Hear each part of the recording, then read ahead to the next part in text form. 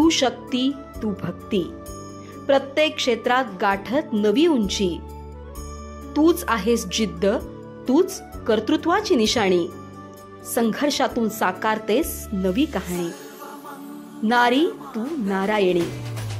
यंदाच्या नवरात्र उत्सवात आम्ही घेऊन येत आहोत 9 दिवसांची एक अनोखी मालिका, जिथे उलगडल्या जातील विविध क्षेत्रातील कर्तृत्ववान महिलांच्या प्रेरणादायी कथा. नारी तू नारायणी. साहित्य, विज्ञान, शिक्षण, प्रशासन किंवा राजकारण, क्षेत्र कोणतेही असो, प्रत्येक क्षेत्रात राष्ट्रीय स्तरावर महिलांनी उमटवलेला अमिट ठसा आणि स्थानिक पातळीवरील महिलांनी जपलेला तोच वसा, याची अनोखी कहाणी नारी तू नारायणी. यंदाच्या नवरात्रोत्सवात पाहायला विसरू नका स्त्री शक्तीचा हा महोत्सव तुमच्या आवडत्या आर चॅनलवर. घटस्थापनेपासून दसऱ्यापर्यंत रोज रात्रीच्या 8:30च्या बातमीपत्रासोबत, पुनःप्रसारण दुसऱ्या दिवशी सकाळी 8:30 आणि दुपारी 2च्या बातमीपत्रासोबत. याचे प्रायोजक आहेत SSV ज्वेलर्स. आभूषणांमधून सौंदर्य आणि कर्तृत्वामधून गौरव. आर चॅनल, सर्वांच्या घराघरात, प्रत्येकाच्या मनामनात. नमस्कार. आर चॅनलवरील नारी तू नारायणी या नवरात्री स्पेशल कार्यक्रमामध्ये मी सौ रूपा दड्डी सर्व दर्शकांचे हार्दिक स्वागत करते. गरिबांची माय तू, अनाथांची आई तू, दीन दुबळ्यांची सावली तू, कलियुगातील देवी तू. तुझ्या वनवासाच्या किती सांगाव्या व्यथा, शब्दात नाही मांडता येत तुझ्या संघर्षाची कथा. निस्वार्थीपणा आणि करुणेची मूर्ती म्हणून ओळखला जाणाऱ्या पद्मश्री सिंधुताई सपकाळ यांच्यातील वात्सल्याला, मातृत्वाला आमच्या नारी तू नारायणी या शृंखलेतील आजची माळ समर्पित. नमस्कार, मी विशाखा जोशी. भारतीय संस्कृतीमध्ये सण समारंभांना अनन्यसाधारण महत्त्व आहे. यावेळी समस्त देशात उत्साह संचारतो, मन आनंदी होतं. त्यात महिला वर्गाचा उत्साह तर काही विचारूच नका. नवरात्रीतले 9 दिवस तर चैतन्याने सळसळणारे असतात. 9 दिवस दैवी शक्तीच्या प्राप्तीसाठी घरोघरी घटस्थापना करून त्या परब्रह्म स्वरूपिणीची यथाशक्ती आराधना केली जाते. देव म्हणजे समाजातील सत्प्रवृत्ती आणि स्वार्थ, अन्याय, अत्याचार, कुरघोडी अशा या सगळ्या दुष्प्रवृत्ती म्हणजेच असुर. या सत्प्रवृत्तींनी दुष्प्रवृत्तीवर मिळवलेल्या विजयाचं प्रतीक म्हणजे नवरात्रोत्सव आणि दसरा. शक्तीशिवाय सत्प्रवृत्ती दुर्बळ ठरते, म्हणून शक्तीची उपासना या 9 दिवसात केली जाते. प्रत्येक प्राणी मात्रातील या शक्ती तत्वाला अभिवादन करून आपण आजच्या नारी तू नारायणीच्या भागाची सुरुवात करूया. खरोखर नारी शक्तीने अनेक क्षेत्रामध्ये क्रांतीची ज्योत पेटवली आहे. क्षेत्र कोणतेही असो, आपला एक वेगळा ठसा उमटवला आहे. ज्याप्रमाणे मधमाशी थोडा थोडा मध साठवते, तसे प्रत्येक स्त्री आपल्या कल्पकतेतून जे जे उत्तम, उत्तुंग ते टिपण्याचा सुंदर प्रयत्न करत असते. सौंदर्याची छोटे छोटे चिमुकले क्षण आणि कण गोळा करत असते. ती स्वतःबरोबरच इतरांचेही जीवन समृद्ध करत असते, आनंदी करत असते. समाजातील दुर्बल घटकांची सेवा, न्यायासाठी लढा आणि समाजातील प्रत्येकाला समानता मिळवून देण्याचा संघर्ष, या नवदुर्गांनी आपल्या सामाजिक कार्यातून केवळ भारतातच नव्हे तर संपूर्ण जगात परिवर्तन घडवलंय. चला भेटूया या सामाजिक क्षेत्रातील 9 नवदुर्गांना, ज्यांनी आपल्या कार्यानं समाजाला नवी दिशा दिली आहे. मदर टेरेसा, सेवा आणि त्यागाचं प्रतीक. त्यांनी कोलकात्यात गरीब, अनाथ आणि आजारी लोकांसाठी केलेलं कार्य संपूर्ण जगासाठी एक आदर्श आहे. मदर टेरेसा यांनी मिशनरीज ऑफ चॅरिटीची स्थापना करून रुग्ण, गरीब, अनाथ आणि असहाय्य लोकांसाठी आपलं संपूर्ण जीवन समर्पित केलं. 1979 मध्ये त्यांना नोबेल शांतता पुरस्कारानं सन्मानित करण्यात आलं. त्यांच्या कार्यामुळे लाखो लोकांना नवी आशा मिळाली. मेधा पाटकर, पर्यावरण आणि विस्थापितांच्या हक्कांसाठी लढणाऱ्या एक क्रांतिकारी समाजसेविका. त्यांच्या नेतृत्वात नर्मदा बचाव आंदोलनानं विस्थापित लोकांसाठी लढा दिला. मेधा पाटकर यांनी नर्मदा बचाव आंदोलनाच्या माध्यमातून विस्थापित लोकांच्या पुनर्वसनासाठी लढा दिला. त्यांनी मोठ्या धरणांच्या प्रकल्पांच्या विरोधात आंदोलन केलं आणि विस्थापितांना न्याय मिळवून देण्यासाठी महत्त्वपूर्ण भूमिका बजावली. इला भट्ट, सेल्फ एम्प्लॉईड वुमन असोसिएशनच्या संस्थापक, ज्यांनी लाखो महिलांना आर्थिक स्वावलंबनाच्या मार्गावर नेलं. इला भट्ट यांनी 1972 मध्ये सेवाची स्थापना केली. त्यांनी असंघटित क्षेत्रातील कामगार महिलांना स्वावलंबी बनवण्यासाठी विविध कार्यक्रम सुरू केले, ज्यामुळे आज लाखो महिला आर्थिकदृष्ट्या सक्षम झाल्यात. अरुणा रॉय, मजूर आणि शेतकऱ्यांच्या हक्कांसाठी लढणाऱ्या मजूर किसान की शक्ती संघटनेच्या संस्थापक, ज्यांनी माहितीच्या आधारासाठी मोठी लढाई लढली.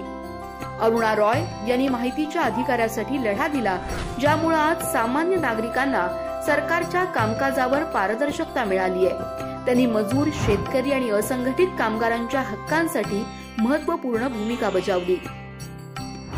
सिंधुताई सपकाळ, अनाथांची आई म्हणून ओळखल्या जाणाऱ्या समाजसेविका, ज्यांनी हजारो अनाथ मुलांना नवी दिशा दिली.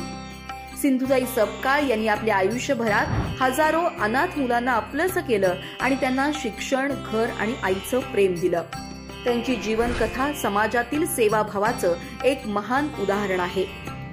लक्ष्मी अग्रवाल, ऍसिड हल्ल्यातून वाचलेल्या आणि ऍसिड हल्लाग्रस्तांच्या हक्कांसाठी लढणाऱ्या एक साहसी समाजसेविका. लक्ष्मी अग्रवाल यांनी स्टॉप ऍसिड अटॅक्स मोहिमेच्या माध्यमातून ऍसिड हल्लाग्रस्तांसाठी न्याय मिळवण्यासाठी मोठं कार्य केलं. त्यांची जीवनकथा संघर्ष, आशा आणि विजय यांचं प्रतीक आहे. कल्पना सरोज, ज्यांनी आपल्या जीवनातील संघर्षावर मात करून दलित इंडस्ट्रियलिस्ट म्हणून ओळख निर्माण केली. कल्पना सरोज यांनी अत्यंत प्रतिकूल परिस्थितीतून आपल्या जीवनाची सुरुवात केली आणि कमानी ट्यूब सारख्या उद्योगात यश मिळवलं. त्यांनी सामाजिक कार्यातही महत्त्वपूर्ण योगदान दिलंय, विशेषतः दलित महिलांच्या सशक्तीकरणासाठी. स्नेहलता देशमुख, मुंबई विद्यापीठाच्या माजी कुलगुरू आणि सामाजिक कार्यकर्त्या, ज्यांनी महिलांच्या शिक्षणासाठी आणि आरोग्यासाठी काम केलं. स्नेहलता देशमुख यांनी शिक्षण क्षेत्रात मोठं योगदान दिलंय. त्यांनी महिला आरोग्य, शिक्षण आणि सशक्तीकरणासाठी अनेक सामाजिक उपक्रम राबवलेत. त्यांचं कार्य महिलांच्या शैक्षणिक आणि सामाजिक उन्नतीसाठी प्रेरणादायी आहे. साधना आमटे, कुष्ठरोगग्रस्तांसाठी कार्य करणाऱ्या समाजसेविका, ज्यांनी आनंदवनाच्या माध्यमातून हजारो लोकांना नवा जीवन प्रवास दिला. साधना आमटे यांनी आपल्या पती बाबा आमटे यांच्या कार्यात महत्त्वपूर्ण भूमिका बजावली.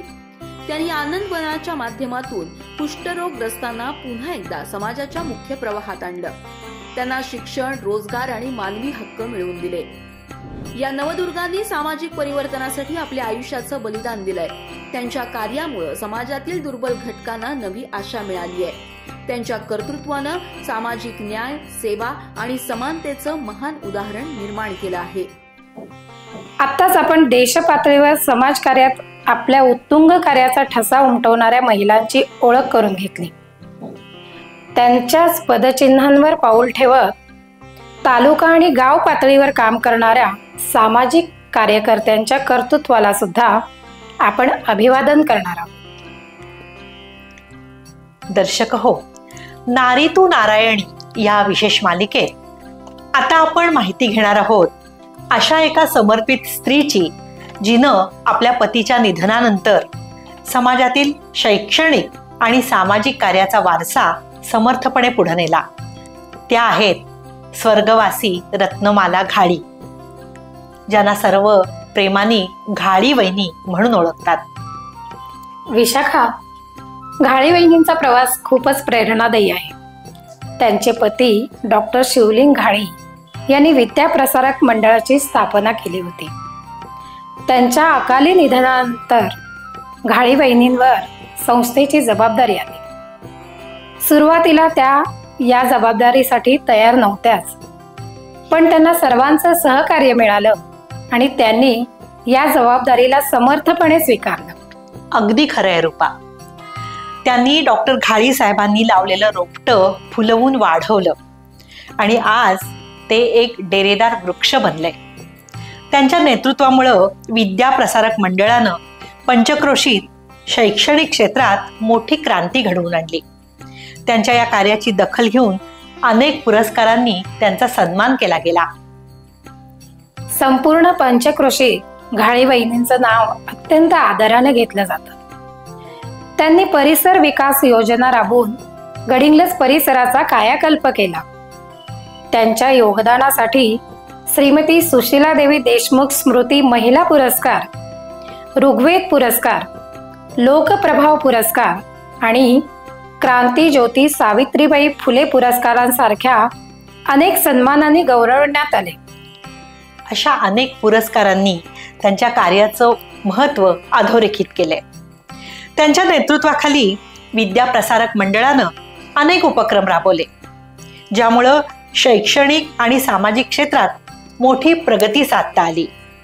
त्यांनी जटामुक्ती सारख्या सामाजिक उपक्रमांनाही हातभार लावला.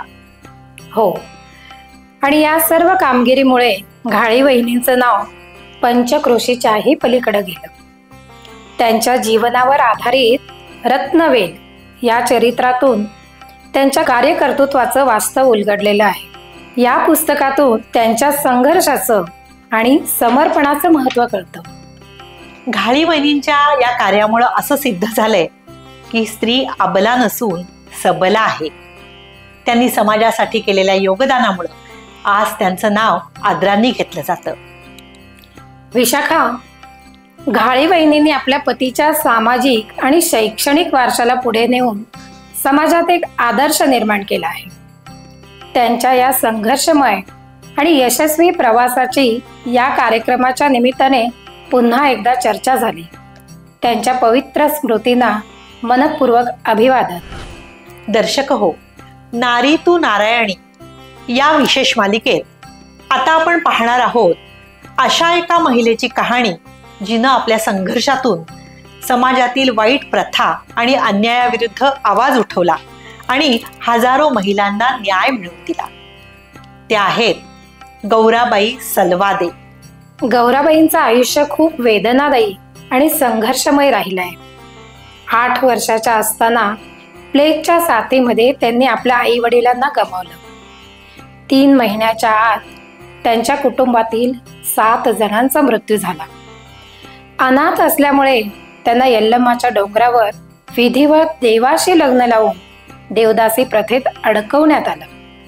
या अनाथ मुलीला कोणीही वाली नव्हतं, म्हणून समाजानं त्याचा विरोध न करता त्यांना या अन्यायकारक प्रथेत ढकललं. लहान वयातच त्यांच्या नशिबी देवदासी हा शिक्का लागला.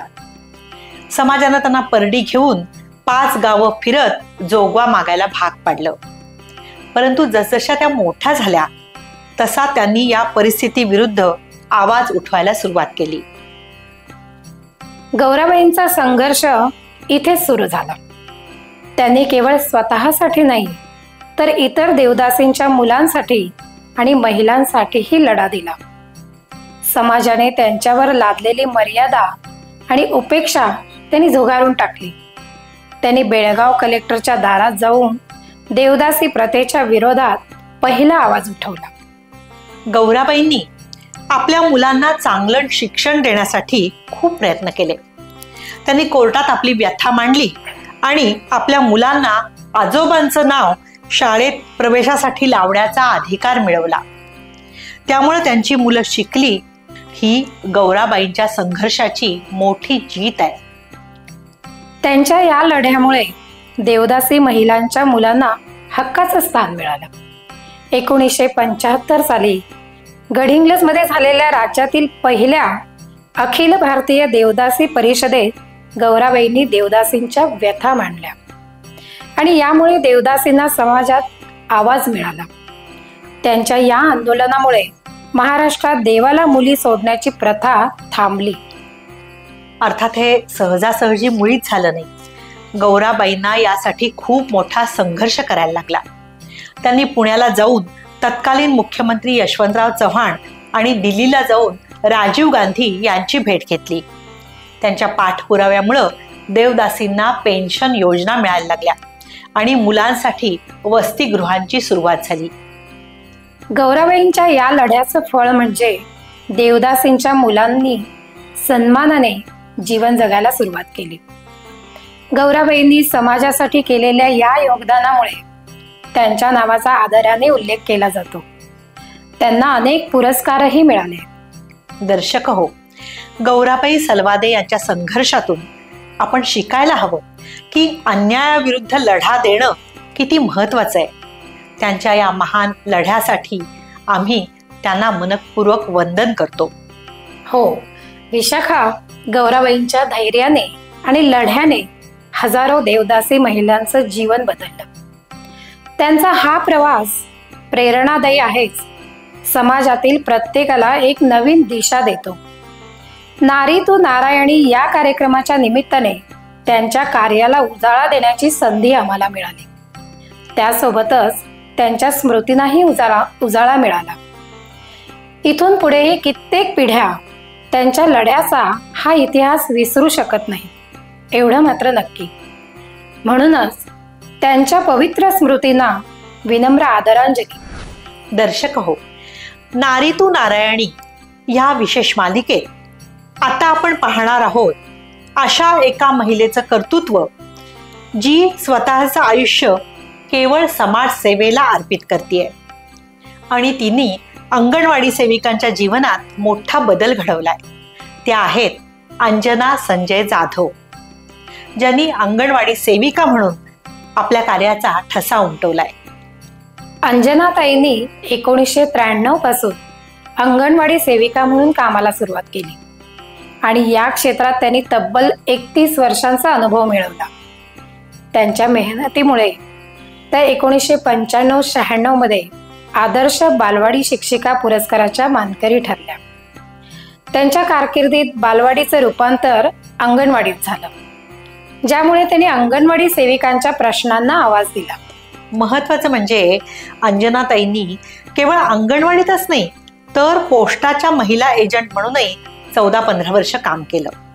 त्यांनी अंगणवाडी सेविकांसाठी संघटना स्थापन केली आणि त्या सेविकांच्या प्रश्नांच्या सोडवणुकीसाठी एक पतसंस्था देखील स्थापन केली, जी आज त्यांच्या यशाचं एक महत्त्वपूर्ण उदाहरण आहे.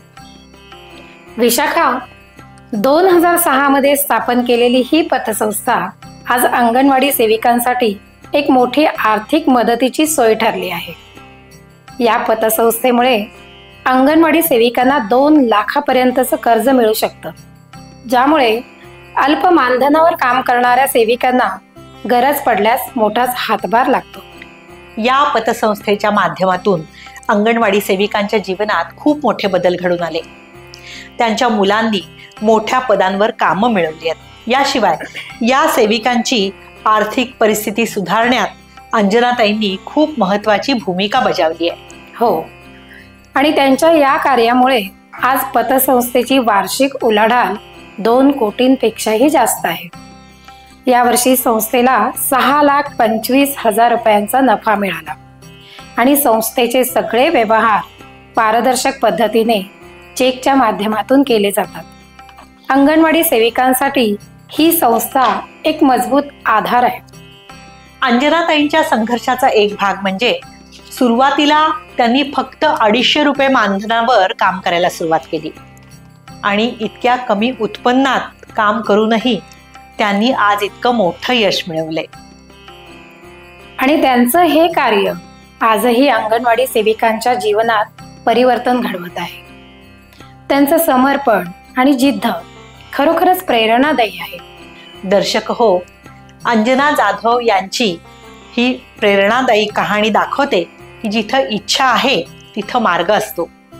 त्यांचं कार्य समाजाच्या भल्यासाठी एक आदर्श ठरलंय आणि त्यांच्या पुढील वाटचालीसाठी आम्ही त्यांना मनपूर्वक शुभेच्छा देतो. अशा महिलांचा प्रवास खरोखरच स्फूर्तिदायी आहे. आम्हाला खात्री आहे की अंजनाताईंचं कार्य यापुढेही असंच प्रेरणादायी ठरेल. त्यांच्या आगामी यशासाठी खूप खूप शुभेच्छा. विशाखा, या कार्यक्रमात आता आपण ज्योतिताईंनी उभं केलेलं योगदान आठवत आहोत. त्या खरोखरच एक असामान्य महिला होत्या, ज्यांनी आपल्या शांत आणि प्रसन्न व्यक्तिमत्वाने सासरचं तसंच समाजाचंही मन जिंकलं. हो रूपा, कैलासवासी शैला उर्फ ज्योती प्रकाश देशपांडे यांचं जीवन म्हणजे संघर्ष आणि यशाचा सुंदर मिलाफ आहे. पोटजातीत विवाह केल्यामुळं त्यांना सुरुवातीला घरून विरोध झाला, पण आपल्या वागणुकीने त्यांनी सासरच्या लोकांची मनं जिंकली, त्यांना आपलंसं केलं. मुलांना त्यांनी कडक शिस्त लावली नाही, पण स्वतःच्या वागणुकीतून त्यांना चांगले संस्कार दिले. हो, त्यांचं शिक्षण क्षेत्रातलं योगदान तर अगदी विशेष आहे. हरळी या गावात पती ॲडव्होकेट प्रकाश देशपांडे आणि त्यांच्या मित्रांनी सुरू केलेल्या विद्यावर्धिनी शाळेची जडणघडण त्यांनी स्वतःच्या हाताने केली. पावसाळ्यात पूर असो, पाऊस असो, त्या शाळेला शिकवायला जात. शाळेचा जम बसून शाळा चांगली चालू लागेपर्यंत त्यांनी स्वतः तिथं शिकवलं. पुढे ही शाळा सिम्बायोसिस पुणे सारख्या नामांकित संस्थेला जोडली गेली आणि आज ती शाळा एक वटवृक्ष झाली आहे. तसंच त्यांच्या सामाजिक कार्यातला एक महत्त्वाचा किस्सा म्हणजे त्यांनी स्वतःच्या मुलीला इंग्लिश मीडियम शाळेतून काढून जिल्हा परिषदेच्या मराठी शाळेत घातलं. त्यांच्या मनात हाच विचार होता की मराठी शाळेची पटसंख्या वाढली गेली पाहिजे आणि शाळा बंद पडू नये. त्यांनी शाळेतील इतर मुलांनाही इंग्लिश शिकवण्यास सुरुवात केली, जेणेकरून शाळेतल्या विद्यार्थ्यांचं इंग्लिश सुधारेल.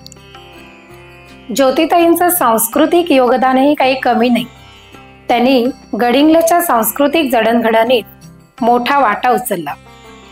गडिंग्लजच्या व्याख्यानमालेत नामवंत वक्त्यांच्या भाषणाचं आयोजन करण्यासाठी त्यांनी खूप कष्ट घेतले. पु ल देशपांडे, सुनीता देशपांडे, बाबासाहेब पुरंदरे अशा दिग्गजांच्या विचारांचा आनंद त्यामुळे गडिंग्लजकरांना घेता आला. महिला उद्योजकता क्षेत्रातही त्यांनी आपलं महत्त्वाचं स्थान निर्माण केलं. त्यांनी महिलांची औद्योगिक संस्था निर्माण केली, त्याचं यशस्वी नेतृत्व केलं. महिलांना आर्थिकदृष्ट्या सक्षम बनवण्यासाठी त्यांनी अनेक प्रयत्न केले. ज्योतिताईंच्या कार्याची अजून एक महत्त्वाची बाजू म्हणजे त्यांचं नगरपालिकेतील उपनगराध्यक्ष म्हणून केलेलं काम. त्यावेळी त्यांनी गडिंग्लज नगरपालिकेचं सुसज्ज वाचनालय उभं करण्यात मोठा वाटा उचलला.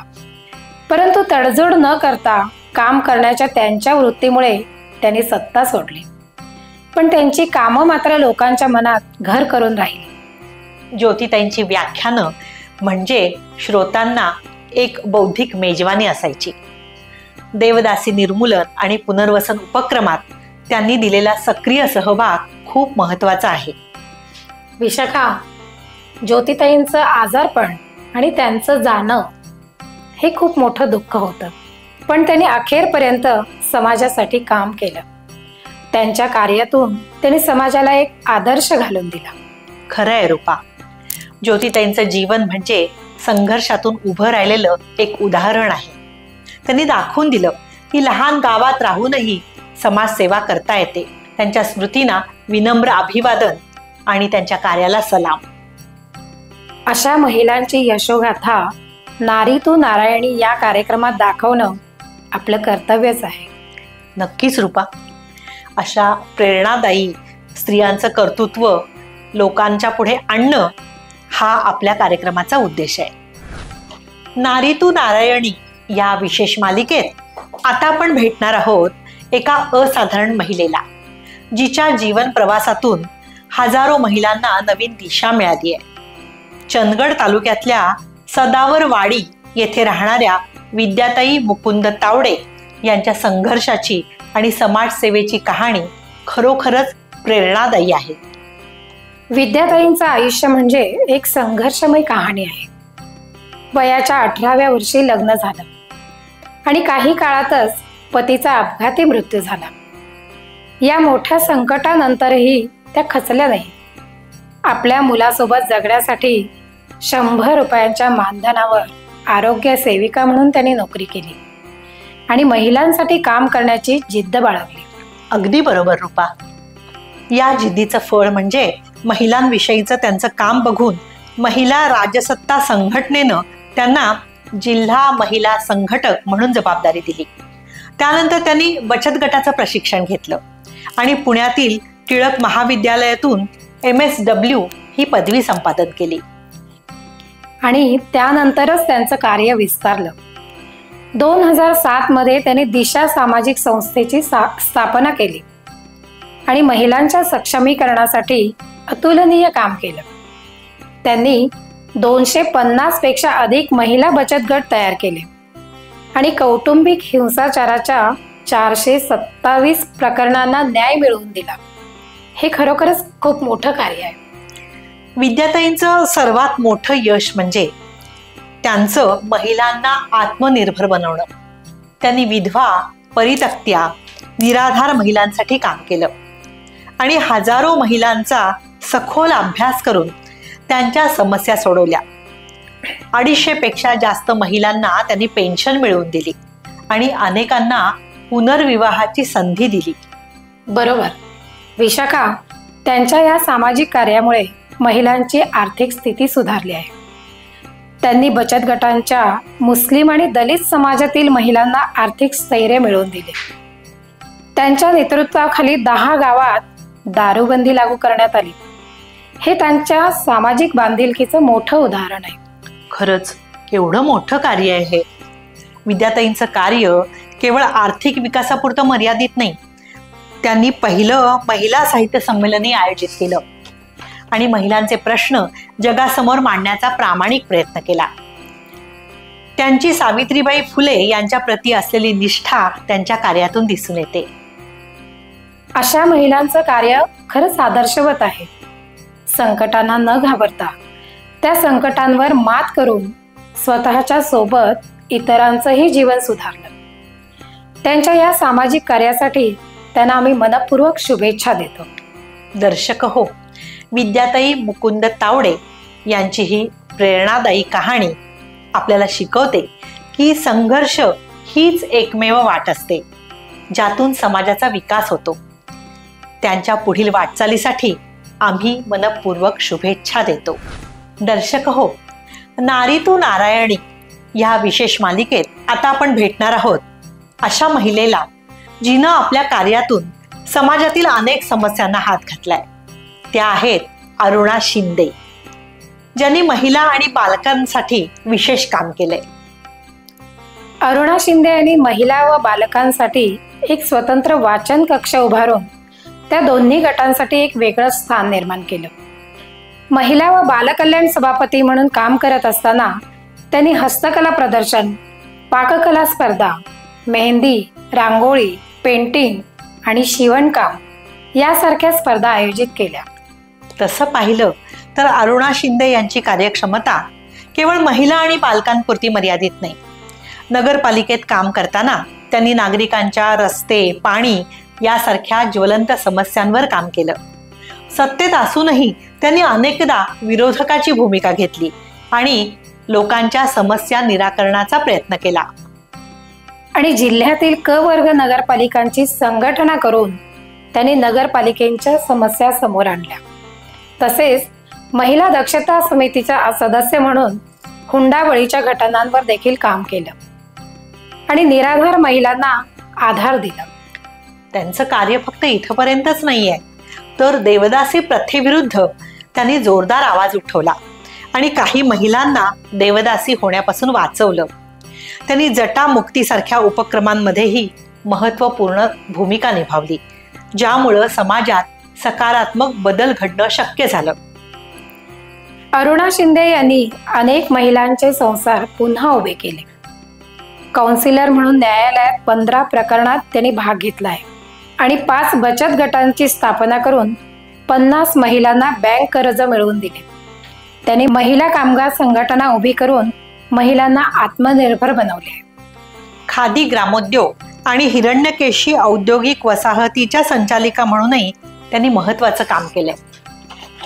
गडिंग्लज येथील सखी महिला मंडळाच्या संस्थापिका अध्यक्ष म्हणून त्यांनी अनेक उपक्रम राबवलेत आणि अंधश्रद्धा निर्मूलन समितीद्वारे परिसंवाद आणि व्याख्यानांमध्येही त्या सहभागी झाल्या.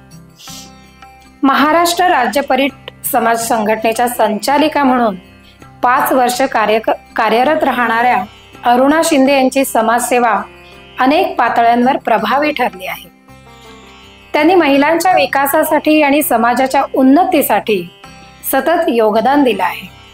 दर्शक हो, अरुणा शिंदे यांची ही प्रेरणादायी कहाणी दाखवते की एक महिला आपल्या दृढ इच्छाशक्तीनं आणि समर्पणानं समाजात किती मोठा बदल घडवू शकते.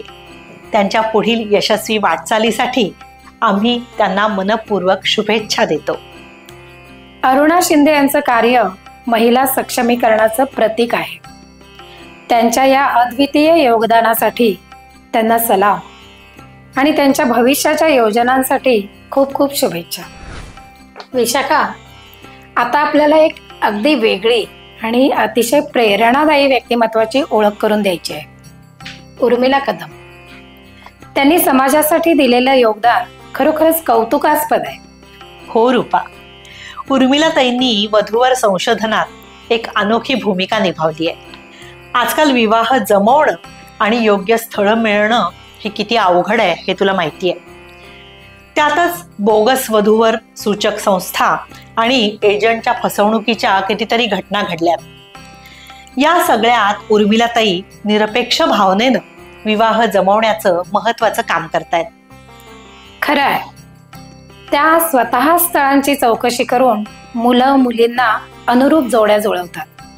त्यांनी आतापर्यंत सर्व जाती धर्मातील अनेक विवाह जमवले आहेत आणि त्यांनी जुळवलेले सर्व विवाह यशस्वी ठरलेले आहेत. या कामामध्ये कोणत्याही प्रकारची आर्थिक अपेक्षा न ठेवता त्या हे काम करतात, हे विशेष आहे. हो ना, अशा जबाबदारीच्या कामाबरोबर त्यांनी अनेक गरजू संस्थांना आर्थिक मदतही दिली आहे. त्यांच्या सामाजिक बांधिलकीचा दृष्टिकोन आदरास पात्र आहे. त्याचसोबत कला अकादमी गडिंग्लजमध्येही त्यांचा मोठा सहभाग आहे. नाट्य कलाकारांना एकत्र आणणं, त्यांचं वेळापत्रक सांभाळणं, त्यांच्या मूड आणि स्वभावानुसार त्यांच्याकडून उत्तम काम करून घेणं, हे काम ते उत्कृष्टपणे करतात. त्यांनी सखी महिला मंडळातही सक्रिय सहभाग घेतलाय. उर्मिलाताई एक निवृत्त शिक्षिका आहे. त्यांना अभिनयाची आवड होती. त्यांचे मिस्टर आजारी असल्यामुळं त्यांना शिक्षकी पेशातून निवृत्ती घ्यावी लागली. पण त्यांनी अभिनयाच्या क्षेत्रात आपली कारकीर्द पुन्हा सुरू केली. अभिनयाची आवड जोपासण्यासाठी त्यांनी 2018 मध्ये गडिंग्लज कला अकादमी अभिनयाचं प्रशिक्षण घेतलं. त्या पथनाट्य आणि लघु नाटिकांमध्येही भूमिका साकारतात. विशेष म्हणजे 42 वर्षांनी गडिंग्लज राज्य नाट्य स्पर्धेत सहभागी झालं आणि उर्मिलाताईंनी म्हातारीची भूमिका अप्रतिम साकारली. आणि नंतर तर देव माणूस या टीव्ही सिरियलमध्ये त्यांची केलेली भूमिका खूपच चर्चेत आली. आभाळाची माया आणि संत गजानन मालिकेतही त्यांनी महत्त्वपूर्ण भूमिका साकारल्यात. त्यांचा अभिनय खरोखरच मनाला भिडणार आहे. आजही त्या आई तुळजाभवानी या मालिकेच्या शूटिंगसाठी कोल्हापूर इथं गेल्यात. येस आय ब्लीड या महिलांच्या मासिक पाळीवरील नाटकातही त्यांनी आजीची भूमिका अतिशय उत्तमपणे साकारली. कोल्हापूर, गडिंग्लज, वेंगुर्ला येथे या नाटकाचे प्रयोग झाले आणि सगळीकडे वाहवा मिळाली. त्यांनी अंधश्रद्धा निर्मूलन चळवळीमध्येही सक्रिय सहभाग घेतलाय. समाजवादी प्रबोधिनीमध्ये त्यांनी महत्वाची भूमिका निभावली आहे. उर्मिलाताईंचं हे सगळं कार्य खरंच प्रेरणादायी आहे. त्यांनी समाजासाठी, कला क्षेत्रासाठी आणि विशेषतः महिलांसाठी केलेलं काम खूपच मोलाचं आहे. त्यांच्या या कार्यासाठी त्यांना मनापासून सलाम. उर्मिलाताईंनी आपल्या कार्यातून दाखवलंय की वय आणि परिस्थिती कशाच्याही आड येत नाही. जर मनात काम करण्याची जिद्द असेल आणि इच्छाशक्ती असेल तर त्यांना त्यांच्या पुढील वाटचालीसाठी मनपूर्वक शुभेच्छा. म्हणूनच नारी तू नारायणी या विशेष कार्यक्रमात त्यांना आदरपूर्वक मानाचा मुजरा. विशाखा, आता आपण ज्या विशेष महिलेबद्दल बोलणार आहोत त्या आहेत उज्ज्वला दळवी. समाजकार्याच्या क्षेत्रात त्यांचं योगदान खरोखरच अभिमानास्पद आहे. हो रूपा, उज्ज्वलाताईंचं समाजासाठी समर्पण खूप मोठं आहे. BA शिक्षण आणि बालवाडी ट्रेनिंग कोर्स पूर्ण केल्यानंतर त्यांनी आपल्या समाजातील वंचितांसाठी सतत काम केलंय. त्यांच्या समाजकार्याचा प्रवास खूपच प्रेरणादायी आहे.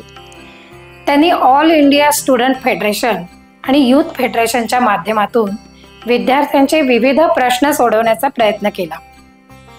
झिरो बजेटच्या काळात एम्प्लॉयमेंट ऑफिसने नोंदणी बंद केली होती. तेव्हा बेरोजगारांच्या समस्या सोडवण्यासाठी त्यांनी मोठं आंदोलन केलं.